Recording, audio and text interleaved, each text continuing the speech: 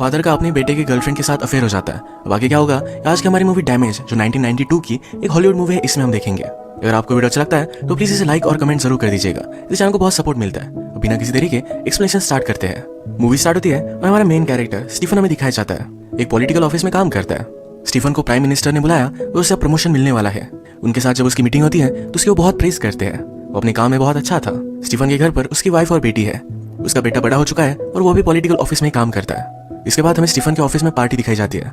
इस पार्टी में स्टीफन के पास एना आई, उसके बेटे की गर्लफ्रेंड। वो अपने आप को इंट्रोड्यूस कराती है। स्टीफन को एना पसंद आई थी और इन दोनों में ऑकवर्ड साइलेंसेस थे। अब थोड़ा टाइम गुजर चुका है। स्टीफन का बेटा मार्टिन अपनी गर्लफ्रेंड एना को लेकर लंच के लिए आता है। यहाँ पर भी एना और स्टीफन ये दोनों ऑकवर्ड थे। स्टीफन की वाइफ इंग्रिड को एना बहुत ही अजीब लगती है। एना ने पूरे लंच तक उससे कोई भी बात नहीं की थी। इसके बाद हमें दिखाया जाता है एक दिन एना स्टीफन को कॉल करती है। उसने उसे एक लोकेशन और टाइम दिया। स्टीफन वहां गया और डायरेक्टली एना के साथ इंटीमेट हो जाता है। फर्स्ट सीन में जब ये मिले थे उसके बाद इनकी रिलेशनशिप डेवलप हुई है। एक दिन स्टीफन के पास उसका बेटा आया और वो बहुत ही खुश था। कहता है मुझे पॉलिटिकल एडिटर की जॉब मिली है। स्टीफन इससे सरप्राइज्ड हो गया क्योंकि बहुत बड़ा प्रमोशन है। वो अपने बेटे के लिए बहुत ही खुश था। अब इसी प्रमोशन की खुशी में सब फैमिली डिनर करते हैं। मार्टिन के ग्रैंडपा उसके लिए खुश थे, उसने इतनी प्रोग्रेस की थी। उन्हें एना भी पसंद आई। एना को उसकी फैमिली के बारे में पूछा जाता है। कहती है मेरे फादर एक डिप्लोमेट थे, उसकी मदर एक फ्रेंच है, उसकी 4 शादियां हो चुकी है। उसकी फैमिली हमेशा मूव होती रहती थी। अर्जेंटीना, अफ्रीका, रोम, इस तरह से अलग अलग कंट्रीज को घूमे हुए हैं। 3 साल पहले एना का ब्रेकअप हुआ, उसके बाद वो लंदन में ही रहती है। इंग्रिड एना से बहुत सारे क्वेश्चन पूछती है, जैसे क्या अपनी मदर से तुम मिलती हो या तुम्हारा कोई ब्रदर है। एक्चुअल में एना को एक ब्रदर था तो उसने सुसाइड कर ली। इंग्रिड ने पूछा ऐसा क्यों हुआ था। एना कहती है वो किसी से प्यार करता था। ये कन्वर्सेशन बहुत ही अजीब हो गई तो जल्दी से मार्टिन एना को यहाँ से लेकर जाता है। मार्टिन को कुछ काम था तो अपने ऑफिस चला गया। रात में स्टीफन एना के पास आता है। वो कहता है हमें कुछ ना कुछ तो करना पड़ेगा। डिनर करते वक्त पूरे टाइम तक मैं तुम्हें पाना चाहता था, तुम्हें टच करना चाहता था, होल्ड करना चाहता था। एना कहती है तुम वरी मत करो, मैं हमेशा यही रहूंगी। इसके बाद पैशनेटली ये दोनों एक दूसरे के साथ इंटीमेट हो जाते हैं। इंटीमेट होने के बाद एना अपने ब्रदर के बारे में और भी बातें कर रही थी। वो कहती है मेरी फैमिली को बहुत बार मूव होना पड़ा। मैं और मेरा ब्रदर हम दोनों ही एक दूसरे का सहारा थे। मेरा ब्रदर मेरे लिए पॉजेसिव हो गया, वो मुझे सिर्फ उसके लिए पाना चाहता था। एना की ब्रदर ने प्यार की वजह से सुसाइड की, पर ये प्यार वो एना से ही करता था। एना ने कहा लाइफ में सबसे बुरी चीज जो हो सकती है वो ऑलरेडी मेरे साथ हो चुकी है। मेरे ब्रदर के जाने के बाद मैं बहुत ही टूट गई थी। मेरे पास 2 ऑप्शन थे, एक तुम्हें वैसे ही रहती या अपने आप को खड़ा करती है।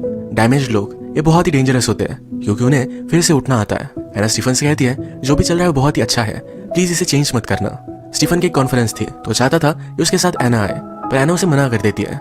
जब बाद में स्टीफन की अपनी वाइफ से बात हुई तो उसे पता चला कि मार्टिन और एना ये दोनों पेरिस गए हुए हैं। स्टीफन इसके बाद अपने कॉन्फ्रेंस में तो गया पर उसका मन लग नहीं रहा था। वो फिर अपना माइंड चेंज कर डायरेक्टली पेरिस आ जाता है। उसने एना को कॉल किया, एक जगह पर मिलने के लिए बुलाया। एना उससे मिली तो उसे किस करने लग जाता है। कहता है तुमसे बहुत प्यार करता हूँ, तुम्हारे अलावा मैं कुछ भी चीज देख नहीं सकता। एना कहती कि मुझे वापस जाना पड़ेगा। मार्टिन अभी भी सो रहा है, वो चली गई। पर स्टीफन एना के ही होटल में रूम लेता है। उसने अपनी होटल की खिड़की से देखा तो एना और मार्टिन ये दोनों इंटीमेट हो रहे थे। स्टीफन को बहुत बुरा लगा, वो बहुत रोता है। स्टीफन घर आने पर नोटिस करता है उसकी डॉटर का बॉयफ्रेंड घर पर आया हुआ था। ये उसे बहुत ही अजीब लगा। स्टीफन की वाइफ कहती है तुम्हारी बेटी प्यार में है। आज जब स्टीफन फिर से ऑफिस गया तो फिर से एना को कॉल करता है। आज वो उससे सिर्फ इंटीमेट होने के लिए नहीं मिलना चाहता था। ये दोनों मिलकर एक पार्क में आए। एना को आइडिया अच्छा नहीं लगता। वो स्टीफन के साथ सिर्फ बेड की रिलेशनशिप ही रखना चाहती है, इसके अलावा वो कोई भी इंटीमेसी नहीं चाहती। स्टीफन कहता है मैं मेरी वाइफ को छोड़ दूंगा, यही सब के लिए ठीक होगा। एना कहती है तुम्हारे बेटे का क्या। स्टीफन ने कहा कि वो भी ठीक हो जाएगा, कोई भी प्रॉब्लम नहीं होगा। एना कहती है कि वो हमेशा के लिए तुम्हें हेट करेगा, तुम अपनी फैमिली लॉस्ट कर दोगे। और किस वजह से, ताकि मेरे साथ रह सको, मेरे साथ ब्रेकफास्ट कर सको। ये सब ऑलरेडी तुम्हें तुम्हारी वाइफ के साथ मिल रहा है। जो चीज तुम पाने की कोशिश कर रहे हो ये ऑलरेडी तुम्हारे पास है। एना चाहती थी कि सब कुछ जो चल रहा है वैसा ही चलना चाहिए। एक दिन स्टीफन का बहुत ही इंपॉर्टेंट इंटरव्यू था। उसकी वाइफ ने पूरा देखा, उसे कॉन्ग्रेचुलेट करती है। वो उसके पास आई, कहा हम फर्स्ट टाइम मिले थे तो तुम एक डॉक्टर थे, छोटी छोटी चीजों में भी तुम बहुत ही परफेक्ट थे। यही चीज उसे बहुत पसंद आई थी।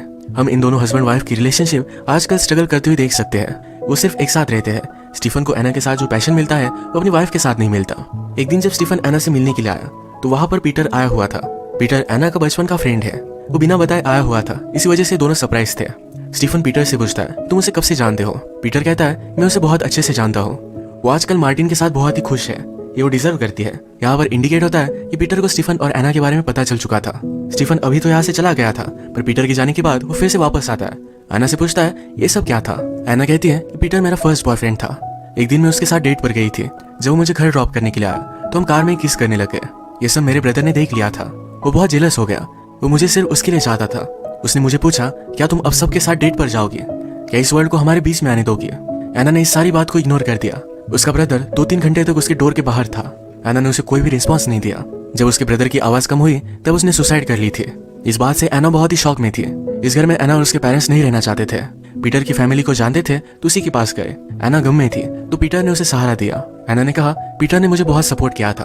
अपने गम में एना फर्स्ट टाइम पीटर के साथ ही इंटीमेट हुई थी। स्टीफन को एना के लिए बहुत ही बुरा लगा।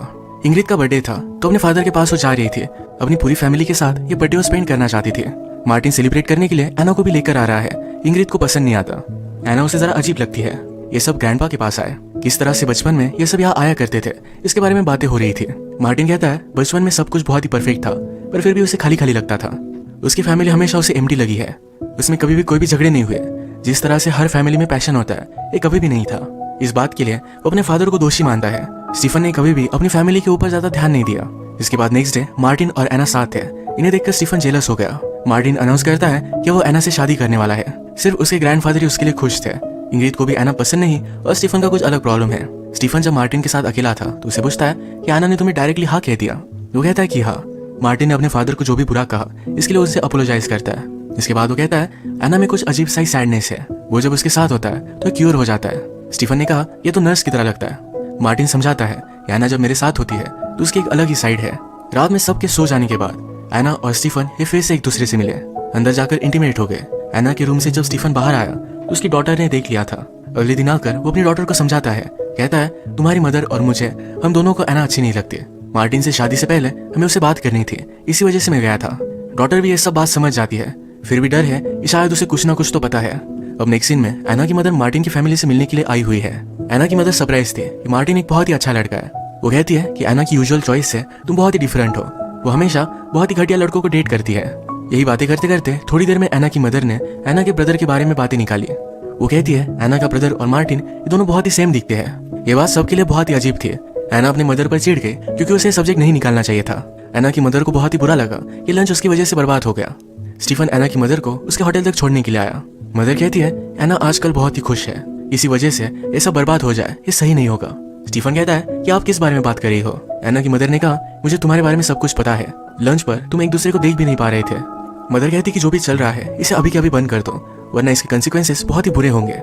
स्टीफन ने फिर एना को कॉल किया। कहा हमारे बीच में जो भी चल रहा है ये हम अब खत्म कर डालेंगे। यही मार्टिन और तुम्हारे लिए दोनों के लिए सही है।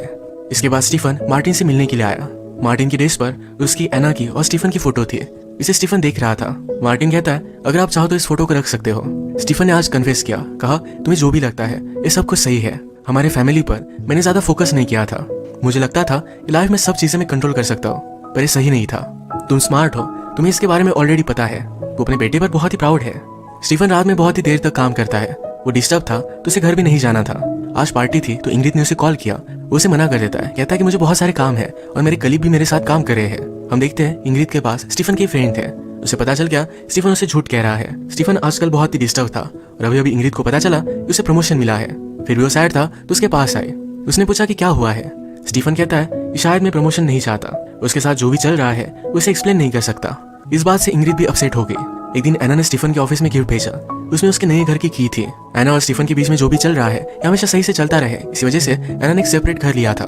स्टीफन ने घर जाकर देख कर आया। एक दिन फिर से मार्टिन एना को लेकर घर आया था।